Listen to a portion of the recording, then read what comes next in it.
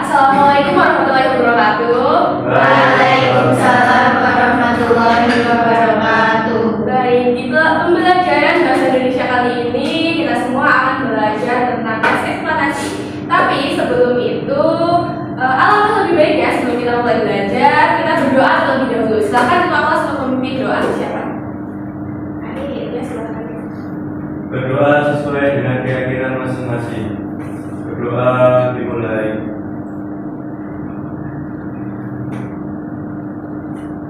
Berdoa selesai. Oke, jadi pada pertemuan sebelumnya kita sudah mempelajari tentang teks deskripsi dan sekarang kita akan belajar tentang teks eksplanasi.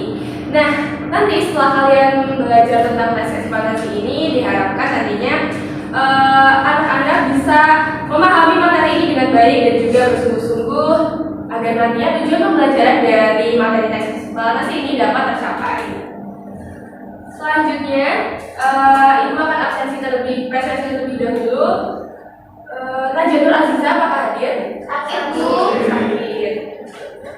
Ahmad Aziz Santoso? Hadir. Hadir. Email Dedia Kartika? Hadir. Berliana Akmali? Hadir. Ahmad Arif Bidada? Hadir. Septi Febiani? Hadir.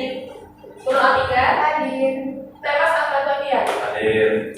Oke, jadi yang sakit adalah Raja Nur Aziza.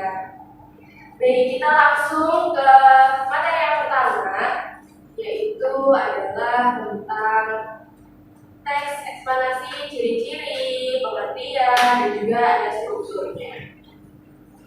Ibu akan menggunakan Kalidia.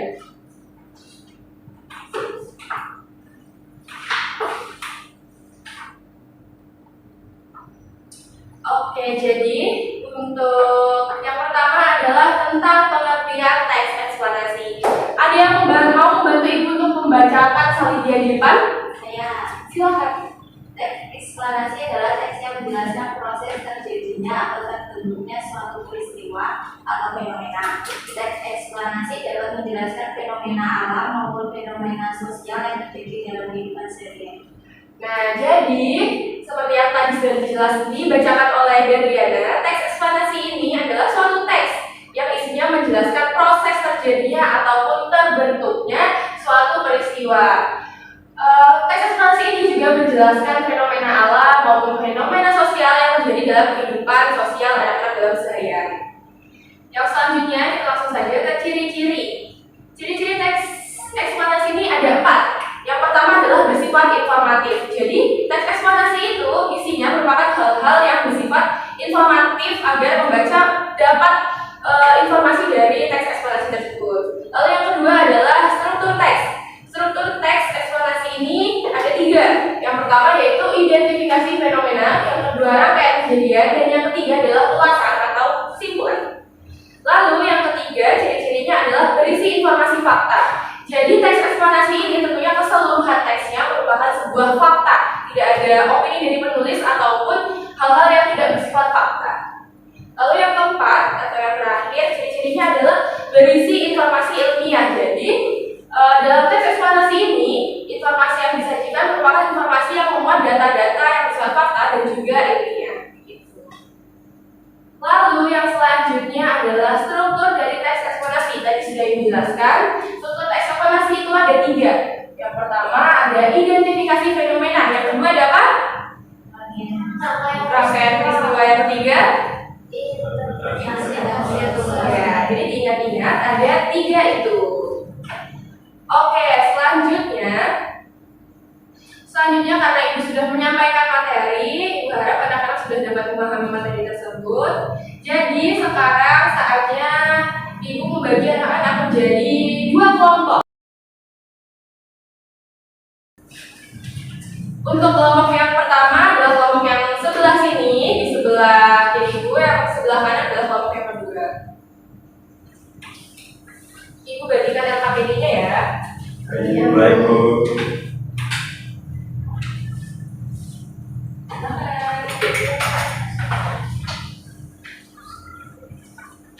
Nah, jadi anak-anak silakan untuk berkelompok mengerjakan. Mau diberi waktu berapa menit? 1 jam. 1 jam. Satu hari. 1 hari terlalu lama. Ya baik, silakan dikerjakan dulu.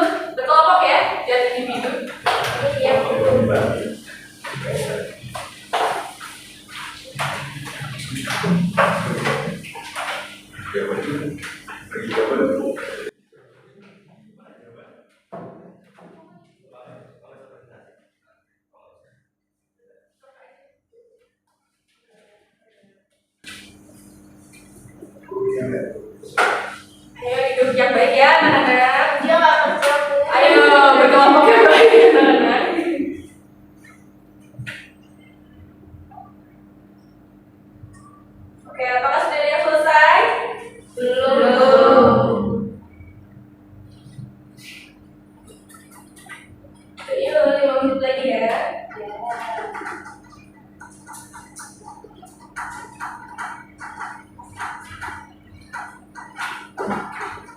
Sudah? Sudah. Oke, baik. Mungkin dari kelompok 1 dulu ya yang maju, silakan. Semua Bu. Iya, semuanya.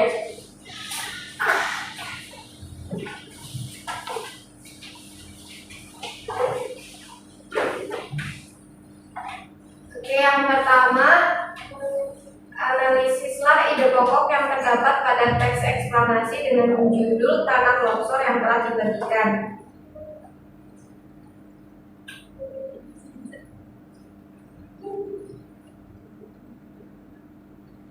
Pengertian dari teks eksplanasi merupakan teks yang menjelaskan proses terjadinya atau terbentuknya suatu peristiwa atau fenomena. Fenomena dapat berupa fenomena sosial yang terjadi dalam kehidupan sehari-hari.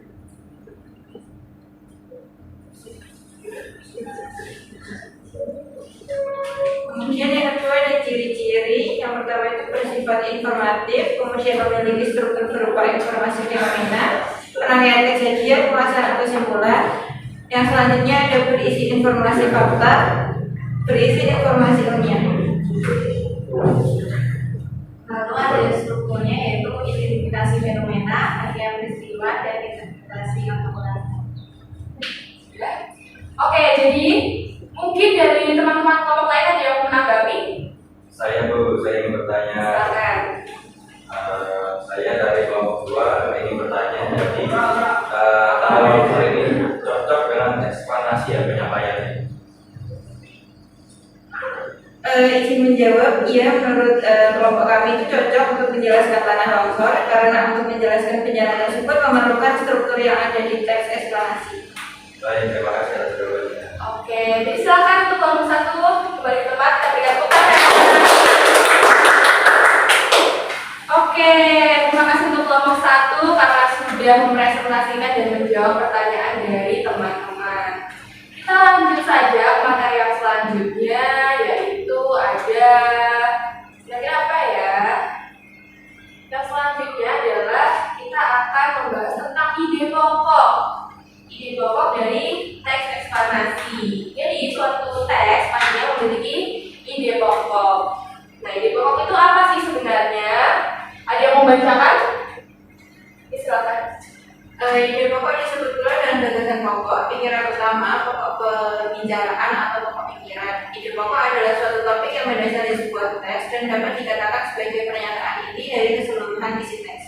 Ya, terima kasih untuk Septi. Ya, jadi ide pokok ini dalam teks eksplanasi merupakan gagasan pokok, pikiran utama, dan juga pokok pembicaraan atau pokok pikiran. Jadi ide pokok ini adalah inti dari suatu teks eksplanasi.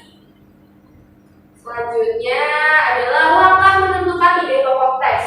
Jadi untuk menentukan ide pokok teks tentunya kita harus melalui langkah-langkah terlebih dahulu. Yang pertama adalah membaca teks eksplanasi dengan cermat. Jadi yang pertama kita lakukan adalah membaca teks eksplanasi. Lalu yang kedua adalah menemukan kalimat utama dari tiap-tiap paragraf. Jadi setelah membaca dengan cermat, tentunya kita akan menemukan kalimat utama yang ada pada paragraf-paragraf tersebut. Lalu yang ketiga, kita akhirnya akan menyimpulkan ide pokok teks melalui kalimat utama tadi yang telah ditemukan pada paragraf-paragraf sebelumnya. Oke, yang selanjutnya adalah meringkas teks eksplanasi. Langkahnya yang pertama adalah kita harus membaca teks eksplanasi dengan teliti. Lalu yang kedua adalah menemukan ide pokok pada tiap paragraf teks eksplanasi yang telah dibaca tadi. Lalu yang ketiga adalah kita harus menyusun ide pokok yang ditemukan menjadi sebuah paragraf yang padu dengan menggunakan bahasa sendiri. Lalu yang keempat, jika memungkinkan, ringkas paragraf yang telah disusun tadi tanpa mengurangi isi pokok dari paragraf tersebut. Oke, selanjutnya, apakah ada yang mau ditanyakan dulu? Tidak ada. Kalau tidak ada, kita kembali berkelompok lagi ya. Untuk yang kali ini, kelompok yang kali ini pembagiannya masih sama seperti tadi, tapi untuk urutan kelompok di sana ada kelompok 1, sebelah sini adalah kelompok 2. Oke, jadi di sini Ibu ada video nih, video YouTube. Sebentar ya, Ibu saya kasih dulu.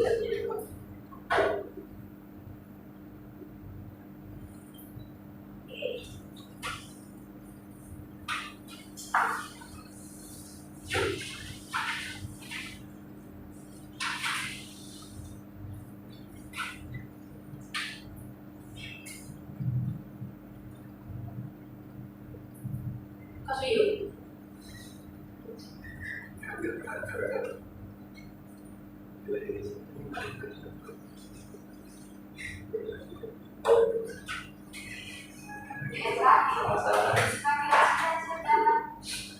Nah, jadi anak-anak, tahu kan Ibu ya? Jadi nanti Ibu akan menampilkan sebuah video tentang teks eksplanasi. Nah, jadi nanti teman-teman dimohon untuk memperhatikan isi video yang nanti akan ditampilkan, lalu menuliskan ide pokok yang ada dalam video itu dalam sticky notes yang nanti akan Ibu bagikan. Paham sampai sini? Paham. Ya, silakan.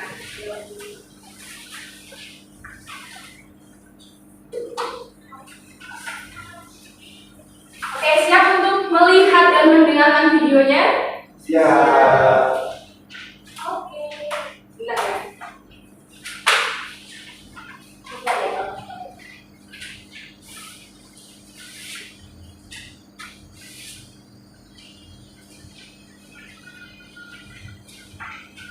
Dengarkan dengan sesama ya. Udah. Oke, kawan.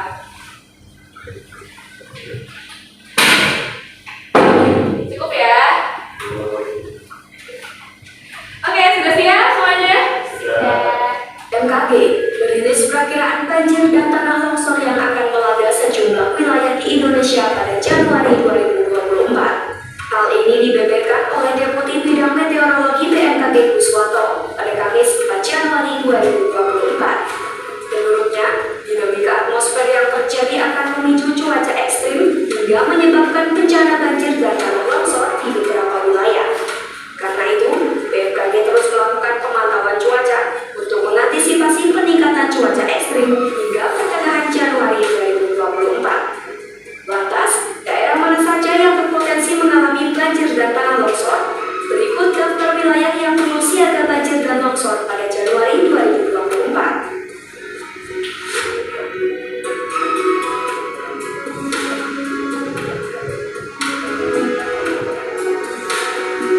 Selain itu, BMKG juga merilis daerah yang perlu waspada terkena bencana alam akibat cuaca ekstrim pada Januari 2024. Berikut daftarnya.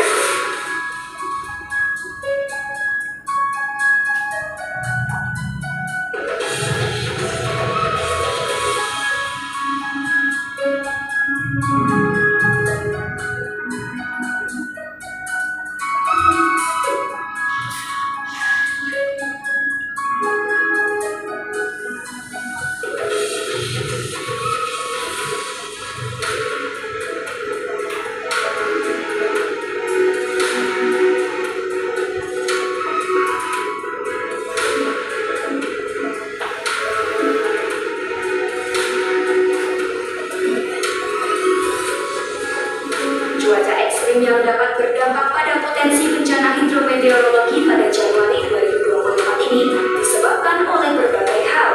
Kuswanto menjelaskan, ada beberapa penyebab cuaca ekstrim yang dapat memicu bencana alam seperti banjir dan tanah longsor. Pertama, monsun Asia musim dingin yang diasosiasikan sebagai musim angin baratan mulai menunjukkan dampak terhadap potensi peningkatan massa udara basah di sekitar wilayah Indonesia. Lalu, terdapat aktivitas Madden-Julian Oscillation yang mulai memasuki wilayah Indonesia. Secara tak langsung, aktivitas tersebut dapat meningkatkan potensi hujan sedang lebat di beberapa wilayah dalam sepekan ke depan. Kondisi ini menjadi aktivitas gelombang Rossby di Indonesia bagian barat yang cukup bertahan hingga 5 hari ke depan. Oleh karena itu, BMKG mengimbau masyarakat dan instansi terkait agar waspada terhadap potensi cuaca ekstrim untuk sepekan ke depan.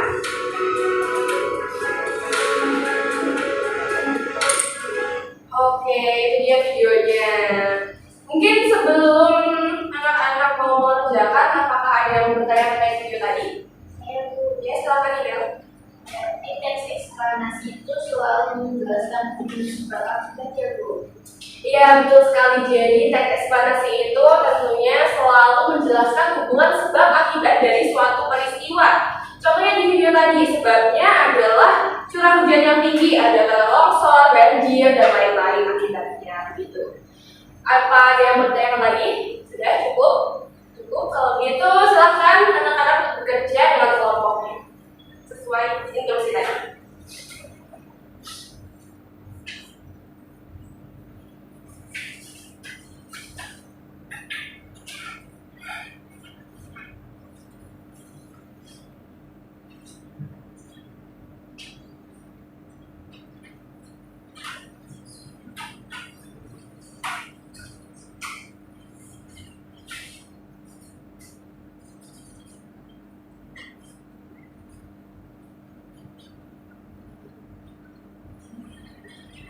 Sudah selesai? Sudah? Ya, silakan untuk kelompok sebelah kanan Ibu maju dan mempresentasikan hasil diskusinya. Sama membantu. Iya, semua dong.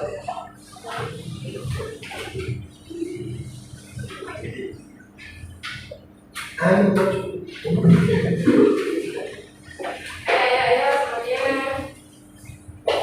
Baik, jadi yang di paragraf 1 itu tanah longsor adalah salah satu bencana alam yang sering menghantui Indonesia. Lalu paragraf 2, penyebab utama terjadinya tanah longsor adalah curah hujan yang tinggi dan berlangsung dalam waktu yang lama. Dan paragraf 3 itu berbagai jenis tanah memiliki struktur yang berbeda. Kamu Paragraf 4, manusia merupakan salah satu penyebab tanah longsor. Dan yang dari paragraf yang kelima yaitu tanah longsor dipengaruhi banyak faktor. Oke, beri tepuk tangan untuk kelompok. Ya, terima kasih untuk kelompok 1 telah mempresentasikan hasil diskusinya tentang video yang sudah ditayangkan tadi. Nah, jadi karena kita jam pelajarannya sudah hampir habis, sekarang kita menarik kesimpulan dari hasil pembelajaran yang sudah Ibu jelaskan tadi dan hasil diskusi tadi. Jadi, teks eksplanasi ini merupakan teks yang menjelaskan proses terjadinya atau terbentuknya suatu peristiwa. Dan ciri-ciri dari teks eksplanasi ini adalah yang pertama bersifat informatif, seperti yang tadi video yang sudah dijelaskan. Ada penyebab banjir, akibat banjir, dan lain-lain.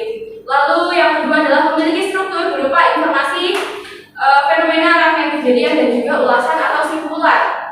Lalu yang ketiga adalah berisi informasi fakta. Tadi yang di video Ibu tayangkan informasinya berupa fakta atau tidak? Fakta. Betul. Lalu tadi berisi informasi ilmiah ya, tadi dijelaskan ada berapa kerusakan, dampak, lalu di mana saja banjir dan tanah longsor itu terjadi. Lalu struktur teks eksplanasi sendiri adalah yang pertama identifikasi fenomena, yang kedua merupakan rangkaian peristiwa, dan yang ketiga adalah interpretasi atau ulasan. Lalu tadi di materi yang kedua itu dijelaskan tentang ide pokok. Jadi setiap paragraf atau setiap teks eksplanasi itu memiliki ide pokoknya masing-masing. Contohnya tadi video tanah longsor, ada penyebab tanah longsor, penyebab banjir, dan lain-lain. Juga ada akibat-akibat dari bencana-bencana tersebut. Ya, jadi mungkin sekian materi pada pertemuan kali ini. Sebelum meninggalkan ruang kelas, ada baiknya kita berdoa terlebih dahulu kepada ketua kelas. Saya persilakan untuk memberi doa. Sebelum materi pembelajaran pada hari ini, alangkah baiknya kita berdoa terlebih dahulu. Berdoa dimulai. Berdoa selesai. Baik, terima kasih untuk anak-anak telah mengikuti pembelajaran Ibu dengan baik dan juga disiplin. Sampai bertemu di pertemuan selanjutnya. Wassalamualaikum.